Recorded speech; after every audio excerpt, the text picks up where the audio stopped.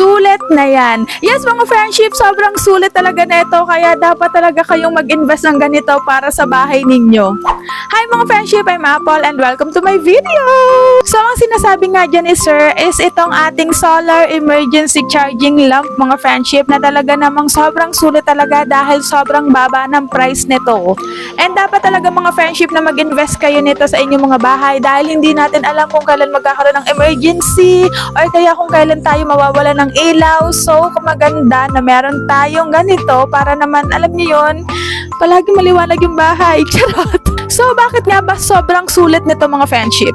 Una, syempre solar siya, di ba mga friendship? So, makakatipid kayo sa pag-charge sa kuryente dahil pwede nyo siyang i-charge sa araw. And speaking mga friendship, sa pagtitipid ng kuryente, ipakikita ko sa inyo kung paano nga ba kayo makakatipid kapag merong kayong ganito. So, syempre mga friendship, dahil na-charge nyo na nga siya sa araw, wala kayong ginamit na kuryente at dun pa lang, nakatipid na kayo. Dahil nga na-charge nyo na siya mga friendship, syempre kapag ganitong gabi na, so, di ba bukas ang ating mga ilaw, ganyan. So, ang pwede nating gawin is pwede nating patayin yung regular nating ilaw na gumagana yung kuryente, tapos ito yung ipapalit natin. So, wait, ipapakita ko sa inyo. So, ayan, kung makikita nyo, maliwanag dito sa atin. Tapos, ang gagawin ko is papatayin natin yung ilaw namin at bubuhayin natin. Well, by the way nga pala mga friendship, yan, ganyan yung ilaw niya.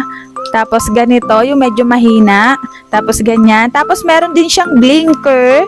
Tapos, yung mahina or yung mabagal na blinker. Tapos, yung pagpatay sa kanya. Pagpatay. Oh my gosh, pinatay yung ilaw. So, ang gagawin natin, buhayin natin siya, tapos papatayin ko yung ilaw namin. So, wait. Oh, diba? Ano mga friendship, sobrang maliwanag siya sa personal mga friendship, ayan. Tapos, ang kagandahan nito mga friend, pwede mo siyang isabit kung saan mo siya gustong ilagay.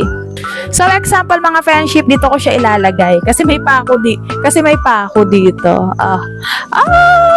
Bongga! Dito. Diba? So, dahil walang gumaganang ilaw, so anong ibig sabihin nun? Anong mangyayari kung walang gumaganang ilaw? Siyempre, kung walang gumaganang ilaw, ibig sabihin nun, yayaman na kayo. Hala siya!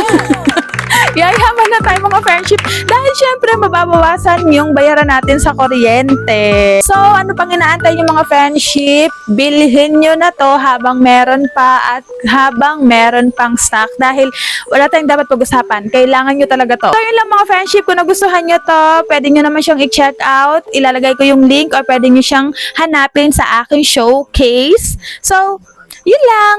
Love lots mga friendship. Ay, mali pala yun. So, yun lang mga friendship. Ayan, tama na. Love lots. Mwah.